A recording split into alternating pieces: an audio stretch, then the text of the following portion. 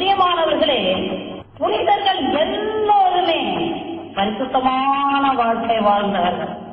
இயேசுவின் அடிச்சுவட்டில் கடந்து சென்றவர்கள் புனிதர்கள் எல்லோருமே. இயேசுவின் மீது முழு நம்பிக்கையை வைத்தவர்கள், இயேசுவை மாத்திரம் மகிமைப்படுத்தியவர்கள் புனிதர்கள். புனிதர்கள் யாருங்க? அவர்கள் பரிசுத்தாவியால் நிரப்பப்பட்டவர்கள். பரிசுத்தாவியால் நிரப்பப்பட்டு இறை வார்த்தை இரவும் பகலும் வாசித்து தியானித்து என் தேவன் இயேசுவை மாத்திரம் விசுவாசித்து அவரை மாத்திரம் மகிமைப்படுத்தினவங்க தான் புனிதர்கள். பிரியமானவர்களே, நாம் எல்லோரும் புனிதர்களாக வாழ வேண்டும். புனிதர்களைப் போல என்ன செய்ய வேண்டும்? பரிசுத்த வேதாகமத்தை இரவும் பகலும் வாசித்து தியானம் செய்ய வேண்டும். இயேசுவின் வழியில நடக்க வேண்டும். இயேசுவை மாத்திரம் மகிமைப்படுத்தணும். அவரை மாத்திரம் பற்றிக் கொள்ள வேண்டும். கடவுளுக்கு நிகர் யார் என்று யுத்தம் செய்தார் புனித மிக்கேல் அதிதூதர். திருவெளிப்பாடு 12ஆம் அதிகாரம் 7 to 9 வரை உள்ள வசனங்களை வாசித்து பாருங்க. பிரியமானவர்களே, விண்ணகத்திலே மிக்கேல் அதிதூதருக்கும் அரச பாம்புக்கும் 100 பேருக்கும் யுத்தம் ஏற்பட்டது. அந்த யுத்தத்திலே அரக்க பாம்பும் அவனுடைய கூட்டாளிகளும் தள்ளப்பட்டார்கள் என்று வேதம் கூறுகிறது. 100 பேரும் அவனுடைய கூட்டாளிகளும் தள்ளப்பட்டார்கள் என்று சொல்லப்படுகிறது. மிக்கேல் அதிதூதர் என்ன காரணத்துக்காக யுத்தம் செய்தார்? கடவுளுக்கு நிகர் யார் என்று சொல்லி யுத்தம் செய்தார். ஆனால் இன்றைக்கு அப்பாவி மனிதர்கள் கடவுளுக்கு நிகர் யார் என்று சொல்லி யுத்தம் செய்த மிக்கேல் அதிதூதரை மிக்கேல் ஆண்டவர் என்று கூறுகிறார்கள். அவரை வணங்குகிறார்கள், அவரை ஆராதிக்கிறார்கள். பிரியமானவர்களே, நம் ஆண்டவர் இயேசு கிறிஸ்துவை தவிர வேறு ஒரு தெய்வம் நமக்கு இல்லவே இல்லை. இதுதான் உண்மை.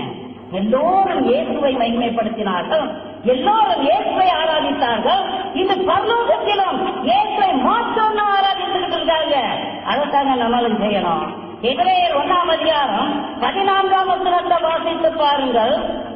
இந்த தூதர்கள் எல்லோரும் நமக்கு பணிவிடை செய்கிற ஆவிகள் என்று வேதம் கூறுகிறது.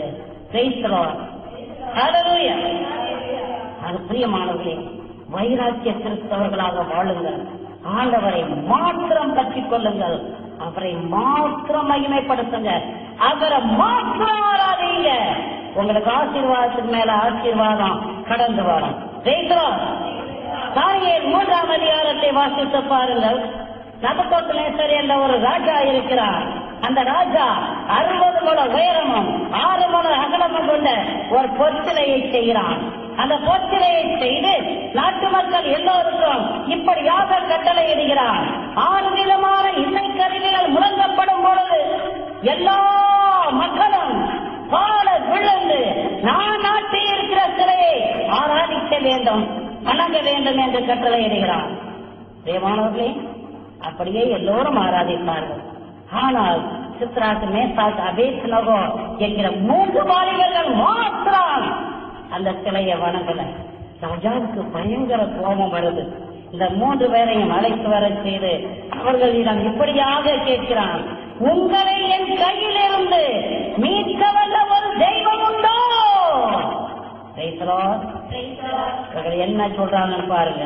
தானியேல் 3ஆம் அதிகாரம் 17ஆம் வசனத்திலே இந்த 3 வாலிபர்களும் இப்படியாக சொல்கிறார்கள், நாங்கள் வழிபடுகின்ற எங்கள் கடவுள் எரிகின்ற தீச்சுளையில் நின்று எங்களை மீட்க வல்லவர், அவரே உன் கையில் என்றும் எங்களை விடுவிப்பார்.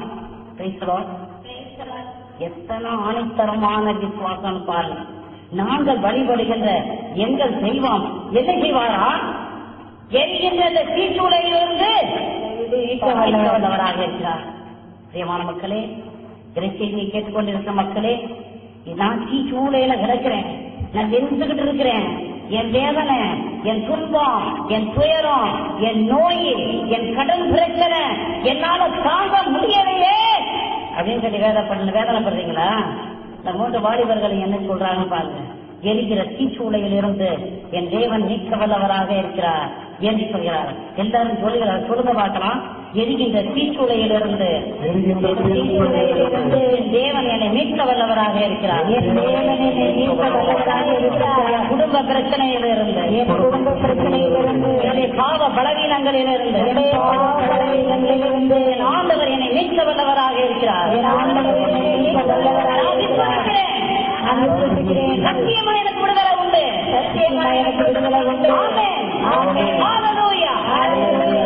விசுவசிக்கிறீங்களா? விடுதலை சத்தியமா உண்டு.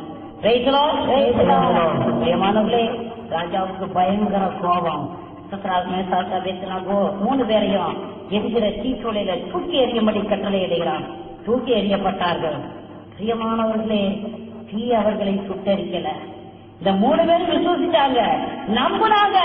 என் தேவன் மீட்க வந்தவர். மீட்பாரா மீட்கலையா? அந்த மூணு பேரோட ஒரு சூதனம் நடந்துட்டு இருக்கான். ஒரு உடைய கூட கருகி போகல. ராஜா இதை பாக்குறாரு. பார்த்துட்டு என்ன சொல்றாரு? சித்ராக் மேசாக் அபேத்நேகோ, வெளியில வாங்க. நீங்க வழிபடுகிற ஒரு தெய்வம் தான் உண்மையான தெய்வம். பிரியமானவர்களே, 3வது அதிகாரம் 29வது வசனத்தை வாசித்து பாருங்க. இவ்வண்ணமாய் நிற்கின்ற ஆற்றல் படைத்த கடவுள் வேறு எவரும் இல்லை. இவ்வண்ணமாய் நிற்கின்ற ஆற்றல் படைத்த கடவுள் வேறு எவரும் இல்லை என்று ஒரு புறையனத்து ராஜா அறிக்கை எழுகிறான். அன்றும் சரி, இன்றும் சரி, நாளையும் சரி, நம்மை மீட்க வல்லவர் யாரு? இயேசு. விசுவசிங்க. பிரியமானவர்களே, நீ விசுவசித்தால் மீட்பை காண்பாய். நீ விசுவசித்தால் ஆண்டவருடைய அதிசயங்களை நீ காண்பாய் என்று வேதம் கூறுகிறது. இந்த 3 வாலிபர்களும் விசுவசித்தார்கள். ஒரு ராஜா மனம் திரும்பினார். நாடே மனம் திரும்பியது. இந்த இறைச்செய்தியை கேட்டுக்கொண்டிருக்கிற வாலிபர்களே, நீங்கள் விசுவசிக்கும் பொழுது இந்த நாடே இயேசு கிறிஸ்துவை விசுவசிக்கும். இயேசுவே ஆண்டவர் என்று அறிக்கையிடும். பங்கும் இங்குமாக ஓடிக்கொண்டிருக்கிற வாலிப தலைமுறையே, உன் கடமை என்னங்கிறத நீ உணரணும். நீ கிறிஸ்தவனா இருக்கிறாய் என்றால் உன் கடமை என்ன? கடந்து செல். வீடு வீடா கடந்து போ, ஊர் ஊரா கடந்து போ, நாடு நாடா கடந்து போ. என் தேவன் ஜீவிக்கிற தேவன் என்கிற சத்தியத்தை எல்லோருக்கும் பறைசாற்று. என் ஆண்டவர் ஜீவிக்கின்றவர். அவர் நமக்கு வெற்றி கொடுப்பவர் என்பதை நீங்க விசுவசிக்கிறீங்களா? ஒரு நாளைக்கு 10 பேருக்காக இதை சொல்லுங்க. என் ஆண்டவர் ஜீவிக்கிற தேவன். அவர் ஜீவிக்கிறார். உலகம் முடியும் வரை உன்னோடு இருப்பேன் என்று வாக்கு கொடுத்த தேவன் ஜீவித்துக் கொண்டு இருக்கிறார். எல்லோருக்கும் போய் சொல்லுங்க, அக்கிரமும் நகரமும் நானே என்று சொன்ன தேவன் ஜீவனோடு இருக்கிறார். நேற்றும் என்றும் மாறாத தேவன், இருந்தவரும் இருக்கின்றவரும் இனி வரவிருக்கிறவருமான தேவன் இயேசு கிறிஸ்து தான். அதை போய் உலகத்துக்கு சொல்லுங்க, எல்லாருக்கும் சொல்லுங்க. ஒவ்வொரு நாளும் உங்க வீட்டுக்கு விருந்துக்காரங்க வர்றாங்க, ஒவ்வொரு நாளும் உங்க வீட்டுக்கு நண்பர்கள் வர்றாங்க. மணிக்கணக்கா உட்கார்ந்து பேசுறீங்க, மணிக்கணக்கா உட்கார்ந்து பேசுறீங்க. பேசுறீங்களா? பேசலையா? பேசுறோம். பேசுறீங்க இல்ல? 1 மணி நேரம் நீங்க பேசுனீங்கனாக்கும் 20 நிமிஷமாவது நீ இயேசுவை பத்தி அந்த ஆளுகிட்ட நீ சொல்லலைனாக்கும், உன் வீட்டுக்கு வந்த விருந்துக்காரர்கிட்ட ஒரு 1 மணி நேரம் டயலாக்ல 20 நிமிஷமாவது நீ இயேசுவை பத்தி சொல்லலைனாக்கும் அந்த 1 மணி நேரமும் வேஸ்ட். வெறும் நேரம் வேஸ்ட். சொல்லுங்க, இயேசுல நம்பிக்கை வையுங்க. அவர் உங்களை ரட்சிப்பார். கேட்கிறாங்களோ கேட்கலையோ அதை பத்தி கவலைப்படாதீங்க. திரும்ப அந்த விருந்துக்கார உங்க வீட்டுக்கு வருவாங்களோ வரமாட்டாங்களோ நீ பயப்படாதே.